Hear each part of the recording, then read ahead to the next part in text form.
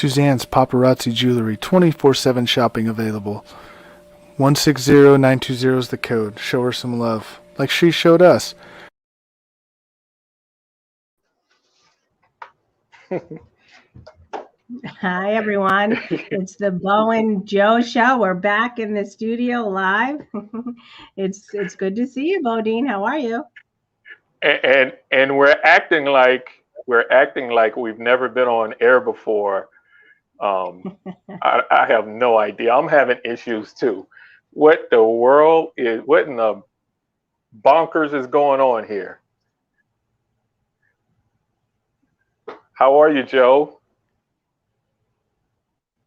Can you hear me? Uh-oh. Did she I'm freeze? not sure if it's Bodine. Oh, here you go. I don't know what's going on.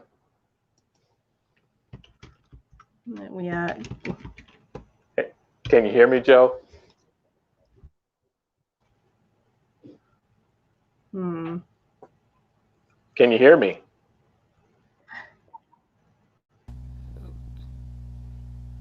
Can you hear it? Hey, Chris, we're on live on air? Yeah. Chris, is Bodine having difficulty or is it me? I'm not sure. I think it's. Oh, no. Nope, he's coming back, so I'm guessing it's Bodine. There you go. Oh. How was that? Can you hear me now? I can. So I don't know who's having All right, difficulty. Okay, if it's you or me, we're on live. We have Dave tuning in. Hi, Dave. I'm trying to share it. I'm having a little bit of difficulty myself, but here we are. We're back live in the studio, and we had an enjoyable month off for sure. So, how are you, Bodine? What have you been up to, and catch up the viewers? Well, I'm more interested in the wonderful trip, because when we were last on the air, you and your family was headed on a cruise. So I'm sure the audience wants to hear just a tad bit about your cruise. Other than that, Sure. the past month for me was just, preparing. Away. It was refreshing, and the water was beautiful. We went to the Bahamas, and it was my mother's 83rd birthday. My family, all of my sister,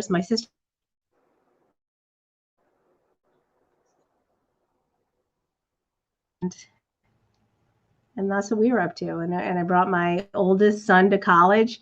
That was an emotional time for me. But now we're back, and I'm ready to go. It's football season, and there's some controversies too I'd like to discuss. Hopefully, our technical issues are going to resolve themselves, because there's some important issues I'd really like to discuss.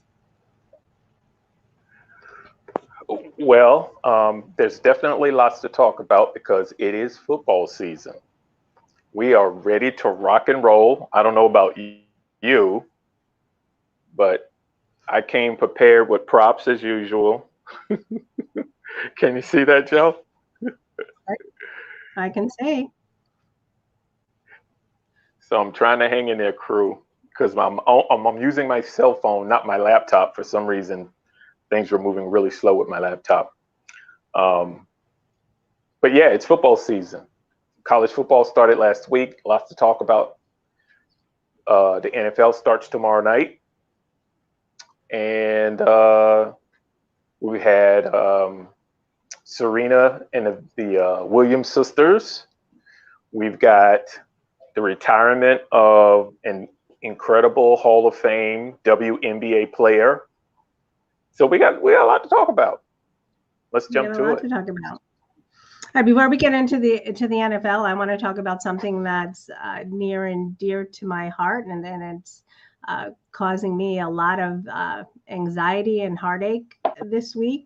I'm sure if anybody's following, if anyone's following current events, you saw the headlines and the stories about the young kindergarten teacher Liza Fletcher, who was murdered in Memphis this week, and she was out for a run. She was an athlete. She was a marathon runner, and she was also a wife and a mother. And there's been a lot of controversy the last few days, and I don't know if anybody's seen it, about the fact that some people are saying she got what she deserved because she was out running and had exposed herself at 4 o'clock in the morning. As someone who as a woman, a mother, and I certainly understand that, you know, she really dedicated her life to other people. She was an educator. The only time that she probably had was to run was 4 o'clock in the morning. And the reality is her abduction didn't take place until 5:30. So I don't know if it was more acceptable if she had been running at 6:30 and was murdered, or if it happened at 7 a.m. or 7 p.m. I'm not sure what the suggestion is. What's the ideal time for a woman to be running and taking time for herself? But I really want to point that out, that really this woman was victimized. It's not to take away from any other people who are victimized, and there'll be, you know, controversy saying, well, we're paying attention because she was a white woman. I think we're paying attention because she was a human being. And I think that for anybody to be putting scrutiny on what time of day she was exercising is really outrageous, in my opinion. And I want to point out to any runners, I know this Friday that people across the nation are going to be running at 4:20 in her honor. I work out at 5 a.m. I'm not outside typically. I go to an organized class, but I'll certainly be keeping her in my thoughts and her family in my thoughts this week. So I just want to shout that out there. Well said, co-host. It's unfortunate, it's sad. Those comments that got you fired up, you have every right to feel fired up because you are a fair-minded person. You're not a vindictive person. So I can understand how you feel. So, but guess what? These are the times we're living in. Everybody has an opinion. As my incredible mother used to say, everybody's got a gluteus maximus, right? And so, but she did say gluteus maximus, right? So, but you know, we know there's a lot of troll people out there and people looking to get clickbait, looking to voice their opinion. I think, you know, we've had something close to home for us at Coast to Coast. Someone voicing their opinion regarding Brittany Griner, saying she deserved what she got because she traveled to Russia to play basketball, right? And I had to voice my opinion about that. So it's all a distraction. Those people, brush them off, you know, but you're right. There's some good-hearted people out there who understand that, you know, we live in America. You're free to jog when you want. And the goal is to make our society safe for everyone, no matter who it is, right? Because you're right. As a teacher, that's probably the only time she had to get that run in. I'm friends with, you know, quite a few people who were runners and maybe still are runners. They were track runners and cross-country runners in college. And never have I had a thought that while they were out for a run, right, that something would happen to them. So again, kudos for you to bringing it to our attention. And listen, that's one of the topics that I was going to briefly talk about, because football we should do last, because, you know, it occupies a lot of time. So I was going to start off with a point of personal privilege, talking about which I started to do before we went on break, the bad behavior, violence in youth and amateur sports. It's still getting out of hand. I had a great conversation with a gentleman who's a CEO of a nonprofit out west, and he and I had probably an hour and a half long conversation, because he feels the same way I do. He's been posting pictures on social media. One example that caught my attention, he was at a soccer game and he saw a coach berate a goalie because a goalie obviously missed a kick, right? And it wasn't a kick that ended the game. It was a kick that happened during the game.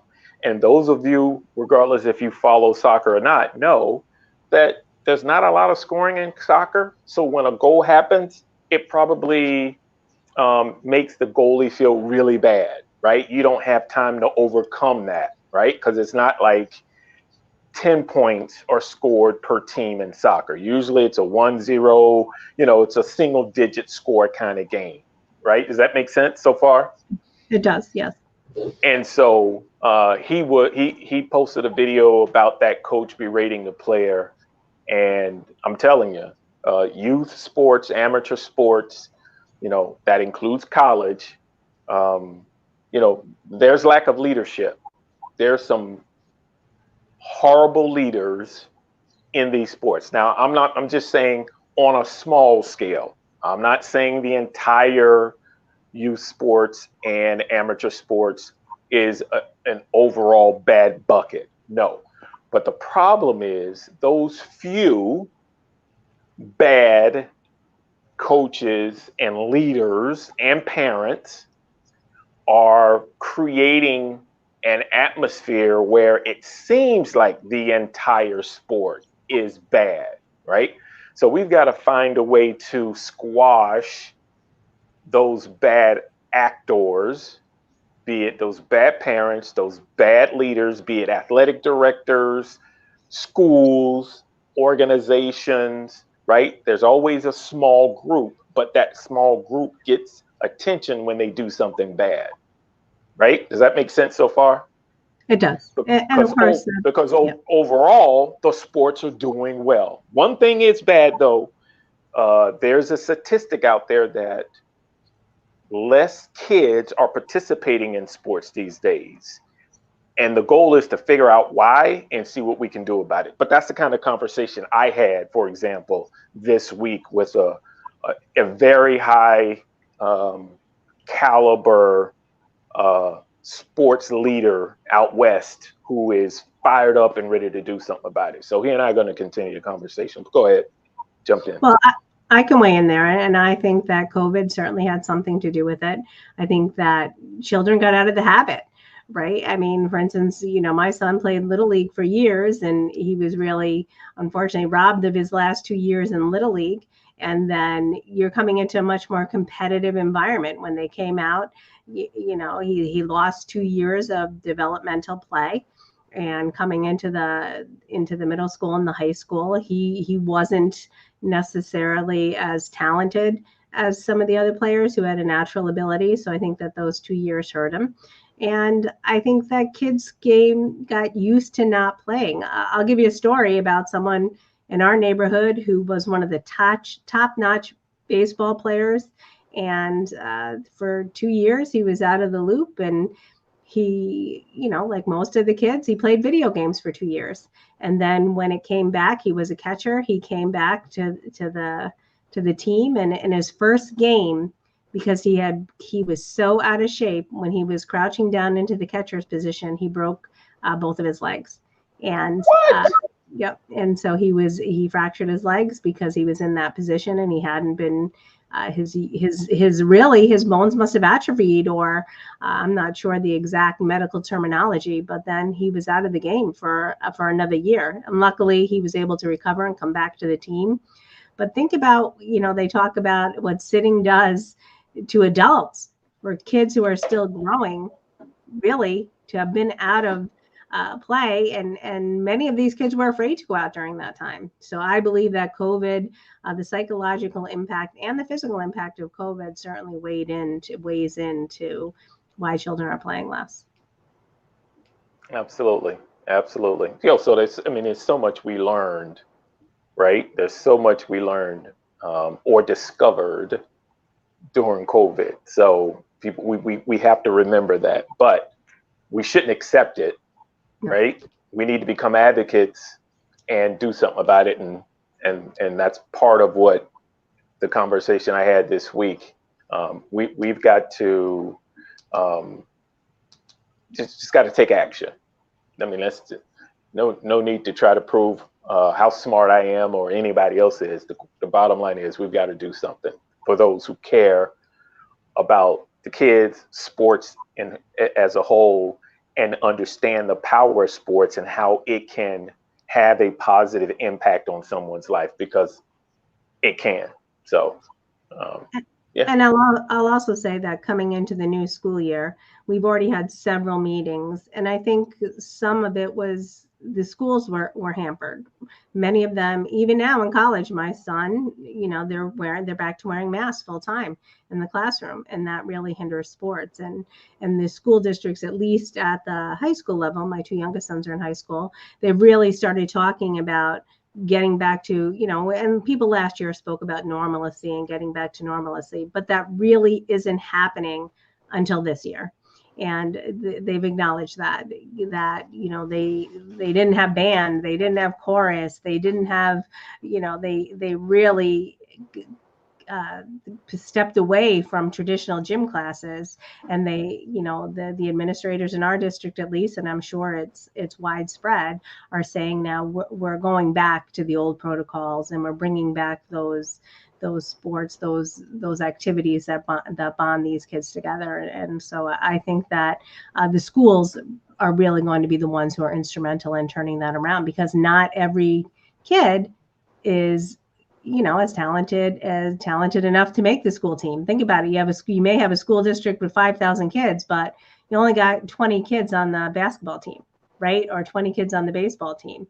What happens to the other ones? They have to rely on modified sports and gym and recreational leagues, and hopefully those things will be coming back and making an impact on kids' desire to participate in team sports, because I agree. I think they're very important. Well, for selfish reasons, we're talking about sports, but, let's include the arts in general, right? Activities, right? Activities is what enriches the kids and their social development. So, yeah, we're talking about sports, but again, there's band, there's all types of arts, STEM now, right? Science, technology, engineering, and math is been a big thing where kids can have fun participating in something, right? Instead of doing nothing, right? And even video games, let's look at the bright side. The video game industry is huge. Esports is huge. So if you're playing esports just to play it, you need to redirect your thinking, because you maybe need to start thinking about it in terms of, hey, this could be a career for me. So there's lots of activities, but we need to do something, right? So Agree. All right. Well, let's move on to Sue Bird. Let's talk about Sue Bird. All right. She's officially retiring, right? And Sue Bird, WNBA, retires. She is a 4-time champ. I'm looking to read my notes here without my glasses, so bear with me.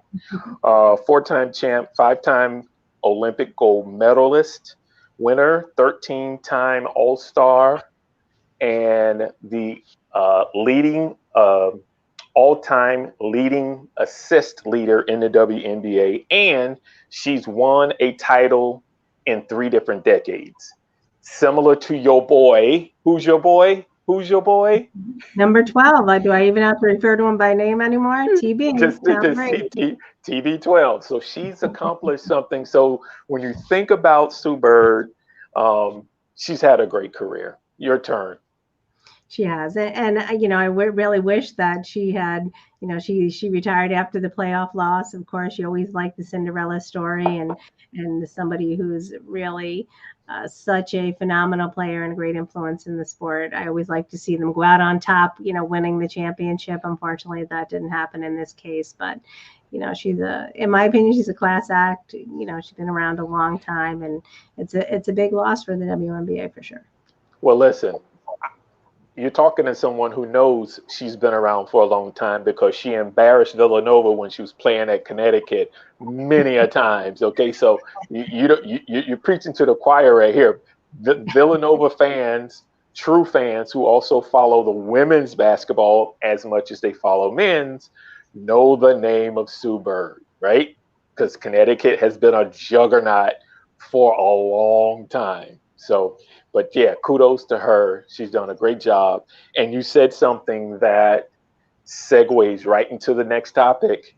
Another all world Hall of Famer, Serena Williams, and possibly Venus too, but let's keep it to the Serena show.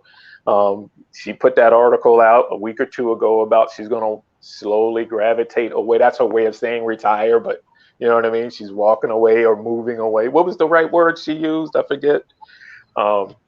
She's transitioning away from tennis. And so, well, let's look at her stats.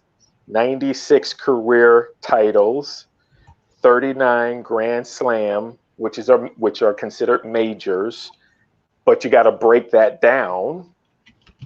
23 single majors, 14 women's doubles. That would be either with her sister or with someone else, but I'm pretty sure it's with her sister. And then 2 mixed double majors. So she's got a total of 39 Grand Slams. Apparently she's the GOAT, not the donkey, but the GOAT. And she was ranked number 1 for 319 weeks. So I don't know if you saw all the celebrities was at her 2 matches, but apparently Tiger was there because they have a good, and I never knew that they had a great relationship. I mean, they're both from California, duh. But yeah, so your thoughts. Well, I want to go back to Sue Bird for 1 second. I want to read the quote that she had, because I think that there's something significant and poignant, and it also plays into this story. I mean, she said, "I'm proud of everything we've accomplished here. Of course, I'm sad, but there's happiness too, to be able to have a moment like that with the fans, to have them chant the way they did. I know the tears don't look like happy tears, but there's a lot of happiness too." So I want to remind people that, retirement is, it's disappointing for the fans, but there's life on the other side for these individuals. I mean, especially of the caliber of Serena and Sue Bird. I'm sure they're going to be commentators, and they're certainly still going to be active participants in the sport. So I think that for those high level players, there's something to be said. And of course, Serena is really, it's so much more than a legacy. I think the Williams sisters, when we talk about them, for tennis stars in really, I mean, when you think about it in regard to history, tennis stars, regardless of talent, typically didn't last as long or play as long as the Williams sisters, and not just their entire story in general. African American women in the sport were unheard of, and then just their legacy, their father, their talent, their demeanor. I mean, they're strong-willed, but they're also typically courteous and polite. They're not. I don't know if you saw today the Australian player who lost and broke 4 rackets, I think, on the court today, and just a horrible demonstration of sportsmanship. And I forgot his name, but I think it's really difficult to comment on the Williams sisters, because it's just their legacy. How do I want to say it? Their legacy goes beyond mere words, right? We can't put into words what they meant to the sport and what they meant to young women, and what they mean to tennis in general. It's like Tiger, right, with golf. They really changed the landscape of sports. Well, what I'll do is I'll set it up in this way. Before the Williams sisters, the only person I can think of in terms of female was Althea Gibson, right, from New York. The difference is the time frame, right? The time frame she participated and was a great player, a champion at tennis. We in this country were in a different place, right? So her stardom was different, and that star didn't shine bright nationally, again, because of the time. So she kicked the door open, right? And there was a gap, and then the Serena sisters kicked it down, and because of where we are in terms of our um, progressive nature now, and our thought process and inclusive and so forth, and the things that we talk about, right? Right. And because of media has changed, right? So they were able to take advantage, and actually not just take advantage, they were able to push, right? Push the racket, push the net, push the ball further than Althea Gibson had a chance. And then we can talk about Arthur Ashe, right? Who's a name that most people remember. Most people, I'm sure, remember Arthur Ashe than they do Althea Gibson, who are not tennis fans, right? So, but when you combine that entire picture, Joe, the entire picture is a positive picture, right? We have great representation in tennis. Sure, could have been more opportunities for folks, sure. But if we look at what the facts are, we have done, meaning us as Americans, and the sport of tennis has come a long way. And the Williams sisters is a perfect example. So, yeah. I want to tie into a new point, but first, this is a good segue. I see George saying, there's my two favorite peeps. Hi, George. Welcome to the show. But I think George is a great example. And I want to go back to the Williams sisters. And as parents, I think there's a lot to be said, because without their father and his perseverance, regardless of how talented the Williams sisters were, I do not think they would have made the kind of strides that they did, because there is something to be said about having the support of a parent to help push you along in your endeavor. So I think that this story, and of course the movie, speaks to that, that, you know, it's his success as much as it is the Williams sisters, in my opinion. And Christy Bacon, George is shouting you out too. I don't want to be remiss about throwing that out there. Well, you're absolutely right, George.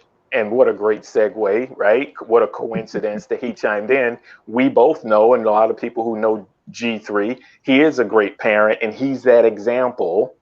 And if you want to look at examples in the past, most stories reported in the media were of white fathers doing those extraordinary, loving, caring, supportive things for their kids. There were not as many stories, maybe quite a few, meaning not as many, that could have been focused or highlighted. But you're right. Her father wasn't taking no for an answer. He was going to kick the door down to get onto the court, or no, let's use the right term. He was going to kick the fence open, right? Or cut the bolt of the lock to get them on the court and allow them to play. So you're exactly right. He had a lot to do with it. And then obviously the mom, because there's more than just those two sisters, there are other siblings as well. So it took a team, a mom and a dad, to make that happen. So absolutely. And that's a great story, right? Because we know, again, not to be negative, the certain media portrays African-American men as not good fathers. Well, he doesn't turn that light off, but he's a good example of what a lot of fathers have done for their kids, and guided and molded and helped, you know, their kids become or live their dreams. So kudos to Pop Williams. Agreed. And there's actually a story out today that Venus has hinted that she plans to continue her career, and that she is not following her sister Serena into retirement. Well, we'll see what happens. That'll be interesting. So this will be, Venus has been, Serena's been in the spotlight. Venus was the one who was in the spotlight initially. Then Serena kind of stole a little bit of her thunder. Maybe this is a chance for her to get back on in the top of at the forefront the tennis world's mind. The Well, Williams listen, sister at the well, she didn't steal it. She's just a better athlete. But Venus is a great athlete because Venus started it because she was the first. She was older, so she was able to jump on the scene first because she was older, right? And then little sister being a better athlete, boom. And she, come on, you know how it is. Little sister looks up to big sister and says, I want to be that, right? I want to do that. And so she had that driving sibling,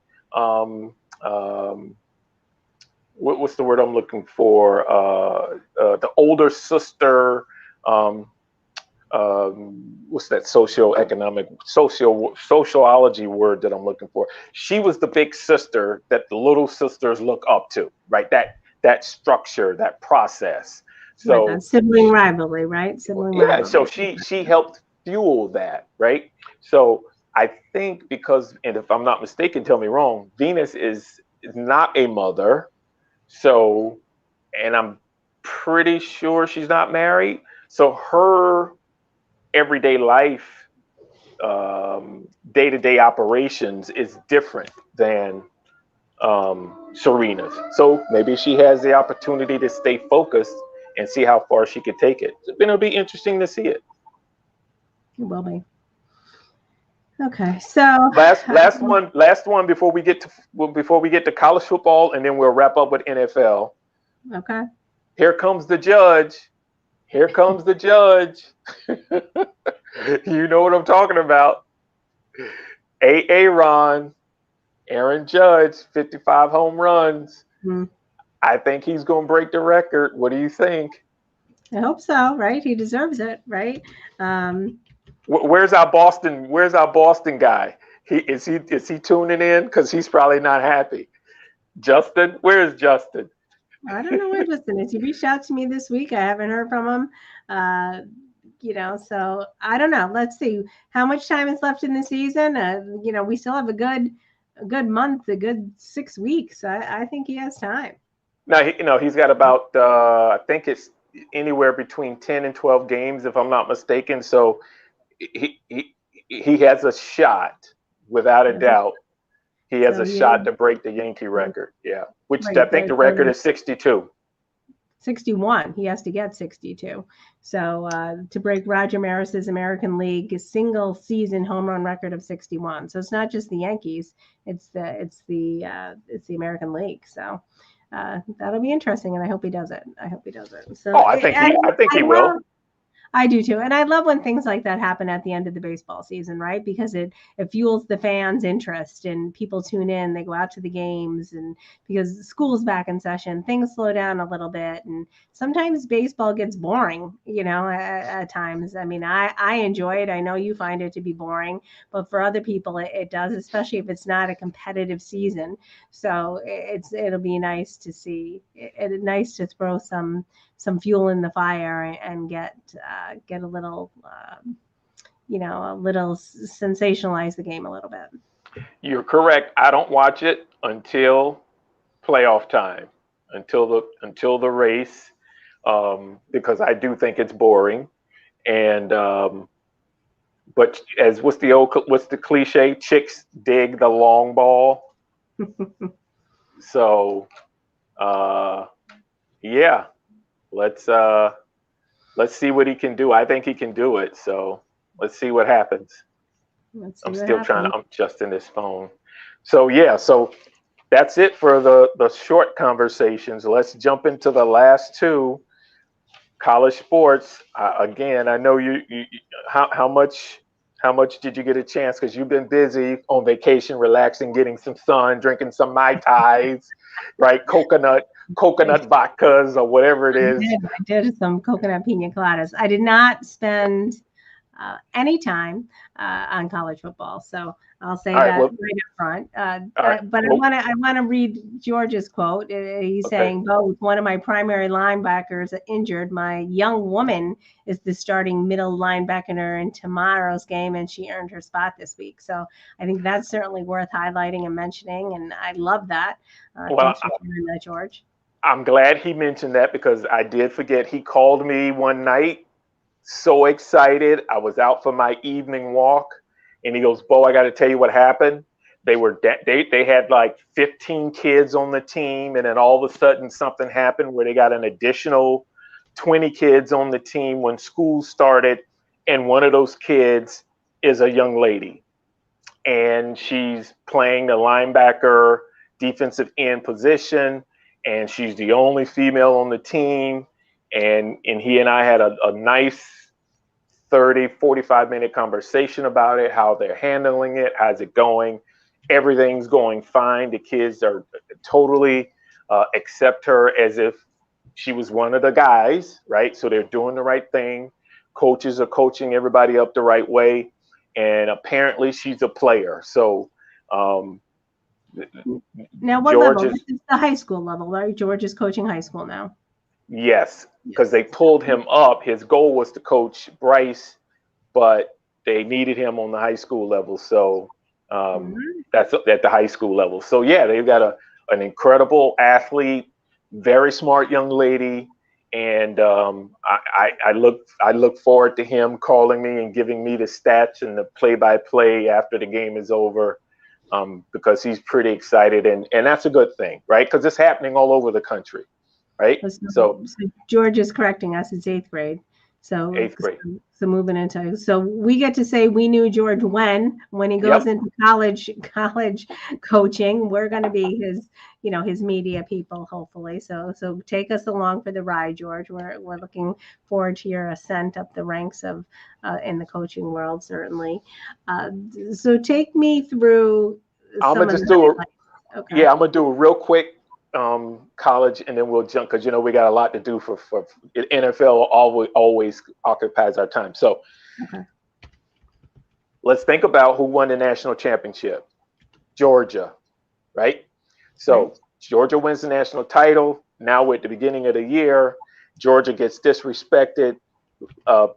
Before everybody played their game last week, Georgia was ranked like, I don't know, in the top 5. But after everybody played their first game, here's the rankings. Alabama number 1, Georgia number 2, Ohio State the Ohio State University, since they had the audacity to apply for a trademark, and they're officially known as the Ohio State. Oh my God, what cojones on those people, the alumni. What's wrong with them people in that state? Number 4 is Michigan. Wolverines look really good. Clemson number 5, Texas A&M 6, Oklahoma, Notre Dame. I got a bone to pick. Notre Dame lost to Ohio State, who's ranked number 3. Notre Dame should not be number 8 above USC. So at number 9 is Baylor. At number 10 is USC. I watched USC. I didn't watch all these games. I watched a few games from beginning to end. The other games I watched the highlights, because they're no more than 20 minutes long. Let me tell you something. USC has come to play, and Notre Dame should not be ranked at number 8. They should be below USC. So let's, again, Notre Dame with that loss is at 8, Baylor at 9, USC at 10, Oklahoma State at 11, Florida at number 12, who beat Utah. See, Utah is number 13. They should be there because they lost to Florida, right? You see my point? I do. And then number 14 is Michigan State. And number 15 is the U, Miami. So 4 or 5 teams scored 60 points or more in a game this weekend, and 7 to 8 teams scored 50 points or more this weekend. Lots of offense out there, lots of good quality football to watch on TV on Saturdays. Well, Wednesday, Thursday, Friday, Saturday, whenever they play, right? So college football is going to be good. And the last but not least, shout out to Deion Prime Time, because his son threw for 5 touchdowns. Wow. Against FAMU. They blew FAMU out 59-3. and it was a neutral site game in Miami because obviously Mississippi with the floods, they couldn't play there, right? Right. So watch out, folks. We talked about when Deion got that job, right? Remember we talked about it? Yep. He's on the move, and that team is about to show up and show out. So George is saying Deion put up NFL numbers. Oh, I don't know if you're talking about. He's saying Sanders. I'm not sure. What's Deion's son's name? His son is the starting quarterback. Right. What's his name now? Is he Deion too, or? No. I honestly I forget his first name, but hey, he's got the same last name as me. That's the only thing that matters. True. And now it's time to bring in my Deion prop. Here you go, Joe. Love it. My little Deion prop, right? Deion. So no, I've always been a Deion Sanders fan, even when he was a player himself. So he's doing great work. Great work. Look out for Jackson State. So that's it for college football. We've got 19 minutes for the NFL. First game tomorrow night. Well, I want to talk about a controversial subject with the NFL too. I've been, it's again something near and dear to my heart. I think that the controversy over the last 2 weeks has been the rookie punter in Buffalo. I want to mention that for a moment. And again, everyone, and obviously I honor and revere the criminal justice system. Everyone's innocent until proven guilty. But again, I see all of these reports about this young woman who's 17 years old, not even, she's a child legally, right? She's 17. It's, the reports are saying that she fabricated this story. She fabricated this story to get to, what's the word I want to say? Extort money from Matt Araiza. But I think people have to remember, I mean, this is last year when she was in high school. He wasn't a Bills player yet. She immediately went and reported the incident the day after it happened. I think and I'm certainly not suggesting that there aren't women or teenagers who go out and fabricate stories, but this is something that's life-changing and changes the course of a young woman's life. I find it very difficult to believe that young women are out there reporting incidences like this, that really they're under such a level of scrutiny themselves and victim shamed and blamed that I think you'd have to have some sort of psychological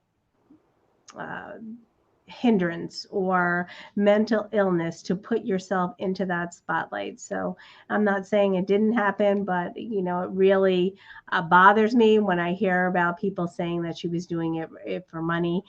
It may be very well she could be. I have no idea, but I think we need to let it play out and certainly let the criminal justice system weigh in and stop blaming victims of crimes, whether they're sexual assaults or because it's our favorite player. Right? I mean, that's really what it comes down to. Your team's maybe not going to do as well because they're losing their prize punter. But I think let's take a look at a bigger, broader scope of the story, and let's not be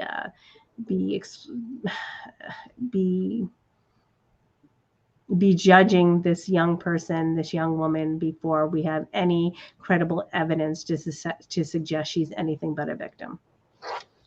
Well, listen, I don't want you to fall in the lane of being Twitter police because you don't have that kind of time. That's true. You got too many things to do. So that's another reason I stay in my lane. I try to make comments on things I think I can have a positive effect in. But you're right, without a doubt. But again, everybody's got a phone. Everybody's got Twitter. Everyone has social media. So I just block those folks out, right? Because they don't have the moral compass to understand that they shouldn't be making those statements. And they're probably, Joe, making those statements for whatever reason, just, you know what I mean? They may have a hidden agenda, right? So they're Twitter trolls, they're angry, resentful people. And why, for me, I'm not wasting my time, but you're right. I support you all the way, without a doubt, because it's complicated. But that's why the legal industry is there to find out. And I guarantee you this, though, the NFL would not have cut him if they didn't think there was something there, right? Because there's too many other situations that have happened, i.e. the quarterback who just got suspended 12 games for the Browns, right? Right. Now, his wasn't a rape case. It was a bad behavior case, right? Yeah, we'll say They harassment. I think it was harassment. right. They took it to court to see if a teenager either, right? It didn't Right. involve a high school student either. So that is correct. That is correct. So they're not apples to apples. But what I'm saying is the NFL has high caliber investigators, right? Right. Something must be there if the guy doesn't have a job. So, right. So we've got a few minutes. Let's jump on NFL. All right, let's jump on it. Tomorrow night, Bills versus the Rams, the champs. Matt Stafford gets to redeem himself. Who you got? You got the Bills. You love the Bills. Don't you love the Bills? I do. I like Josh Allen, and I like Matt Stafford too. So that's a tough one for me. I'm gonna go with Matt Stafford in this case. I think that it's tough. You know, usually I think your adrenaline's pumping. You want to redeem yourself. I think in the long run, I'm going to go with Josh Allen. But for this matchup, I'm going to give it to Matt. I'm going with the Bills because tradition is usually, if you look at the stats, the Super Bowl team that plays the first game the following season loses because it's too much of a distraction. They get their rings, the fans celebrate, and the team that's coming in, right? They're ready to play. So I'm going with the Bills. All right. Now, George is agreeing with you. So you know. The Super Bowl hangover, but all right, I'm going to go with Matt. We'll see what happens.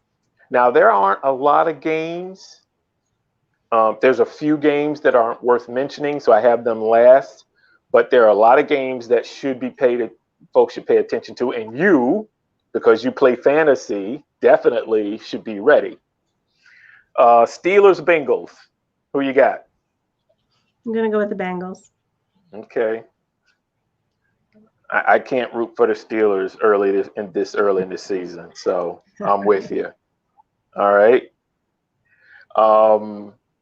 Patriots, Dolphins. I'm gonna go with the Patriots. Oh, that's where we separate again. Okay. George is even throwing scores out. Bengals 27-17. Oh, stop it. We don't have time for that, George. We got to hurry up. Packers, Vikings. Packers. I hate to pick the Packers, and I wasn't even going to mention this story, but we had, I don't know if you saw Aaron Rodgers bringing up the whole immunization controversy again. I don't know why he didn't just let it be, and how he's defending himself again. But you're never gonna because it's all about him. It's all about we went over this last year. It's all about him. He is so opposite of Tom Brady. It's ridiculous. So I think they're gonna beat the Vikings, but I hate to even give him the time of day, really. All right. Raiders, Chargers, another great game. Gonna go with the Raiders. Me too. Good job. Chiefs, Cardinals, another great game. I'm gonna go with the Cardinals. I do like the Chiefs, but I'm gonna pick the Cardinals. Your boy, Bucks versus Cowboys. I would never pick the Cowboys, even in a good day. Sorry, Chris P. I'm gonna go with the Bucks. I'm going with the Bucks too. The Cowboys are hurting. They don't. Do you realize they signed an offensive tackle who played for the Eagles 30 years ago? The Cowboys No, got I the did not Cowboys hear got that. problems. The Cowboys got problems. Okay. Jags and Washington Commandos or Commanders. I don't know if I'm ever getting used to that name. Hmm. Oh, come on. Don't waste your time. It's Jacksonville. Come on. I'm going to push you on that one. I'm gonna go with Jacksonville. You have to. We got Jacksonville has our previous coach that won a Super Bowl with the Eagles, True. right? They got rid of remember they got rid of Urban Meyer because he was kicking his remember. players, right? Yeah. So they got a Right. new coach, New new system. Boom. All right. Ravens versus Jets. That's an easy one. I'm going with the Ravens. Of course, Yeah. Jets. Their starting quarterback still hurt. 49ers Bears. I like the 49ers. That's a toss up. I'm gonna go with the Bears because both quarterbacks are young. The Uh, 49ers ooh. are the 49ers are my childhood team, so I'm gonna have to go with them. Oh, okay. Well, I don't like the 49ers because during my childhood, when I was rooting for the Cowboys, the 49ers were horrible at kicking our butts. So, yeah, the catch, I remember that. Dwight Clark. I mean, I remember it like it was yesterday. Okay, this is a great game in terms of the storyline, not the actual teams. Browns versus the Panthers. Our boy who got kicked off the team is now the quarterback for the Panthers. What's his name? The insurance commercial. Baker Mayfield. Baker Mayfield. So who you got? Baker and the Panthers or the Browns who got rid of him? It's a revenge game. I know. All right, I'm gonna go with Baker. I'm gonna go. I'm going with the Panthers. Yep, because he's going to do everything. Because remember, the Browns who brought in the guy who was accused, he's out for 12 weeks, so they don't have their starting quarterback. Oh, and here are the horrible games: Saints versus Falcons. I guess the Saints. I'll go with the Saints too. Colts versus Texans. I'm gonna go with the Colts.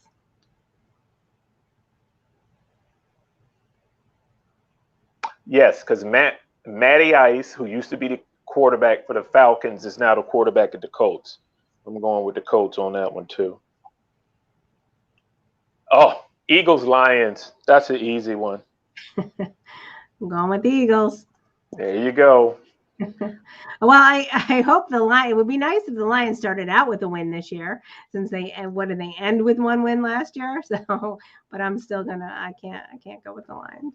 Hold on. Hey, ask G. If you're still listening, I made a boo-boo. I've got Ravens Jets, and then I've got Giants Jets. I must have looked at my schedule wrong. So tell me which one of those games is actually true. Who are the Giants and Ravens and Jets playing this weekend, so I can get that right. The last game that I'm going to share with you is Broncos versus Seattle. Oh. Well, you know what game that is. You've got the quarterback who left Seattle, who's now the starting quarterback, Russell Wilson, Super Bowl winning quarterback, now the quarterback for the Broncos. It's the Ravens, Jets, and the Giants, Titans. Ravens, who? Against the Jets and the Giants against the Titans. Gotcha. Titans. All right, so who you got? I'm going to go with the Titans. Of course you are. That's the best, one of the best running backs in the league. And then the last one, Broncos, Seattle. I'm going to go with Seattle. Now, I could let you make that mistake, but I'm going to ask you to think about that again. Because Seattle doesn't have a quarterback. Well, I was picking them for Tim. George is saying Titans and Broncos, but I had the Broncos, Seahawks, and the Giants, Titans. All right, so maybe I when I was looking up the games, I looked at it wrong. So what? I Who? have the Broncos, the Monday night game, Broncos Seahawks. Okay, so that's right. Oh, those are his picks. Oh, those Oh. are his picks. Okay. Oh, he threw me. He threw us off. Okay, George, simmer down, Stallion. You're throwing us off. Okay, so I got the Broncos. Who you got? Seattle or the Broncos? All right, I'm gonna go with the Broncos. You talked me into it. Don't mess around. Russell Wilson he's the man. He's the player. Right. Okay, so it takes us. There you go. So we finish up right on time. So I wrote all our picks down. Perfect. We will review them quickly next week. I hope you watch as many games, and if you don't, all you got to do is go to YouTube. The same way people go to YouTube and pull us up, because I found out through one of my classmates that's how they watch our show. All right, Go to YouTube. Usually the highlights are no more than 10, 15, 20 minutes long to watch highlights of a game that you can't specifically watch because you're busy. All right. Okay, I do. I usually, I usually catch not all the games, but I certainly catch the highlights. I catch a lot of the Sunday games. So, I'm hanging around. I put it on in the background. I'm not as intently as you are, but I do enjoy the NFL now. I'll say it publicly, and I do try to catch as many of the games as I can. I won't say anything about college. I'm probably not going to see a lot of college games, but I will see the NFL games. That's all right. Well, again, you're in that fantasy thing, so you have to pay attention differently than I am. So that's not a problem. Not a problem. Perfect. It's great to be back. All right. George is saying the Vermilion Sailors looking for win number 1 versus Wellington tomorrow. And I'm assuming those are George's players. So we wish them luck as well. The Vermilion Sailors. All right. We need some swag for the Vermilion Sailors. So send me send us some swag so we can highlight them. All right, perfect. All right, so we'll see you. We'll see you all next week. It was great to be here. Of course, we can't end a show without thanking Chris P. Bankin, our viewers. We had George, we had Dave on, and we had a few viewers behind the scenes. I'm not sure who everybody is, but we're looking forward, and hopefully we'll see you all next week. So you can play us out, Chris.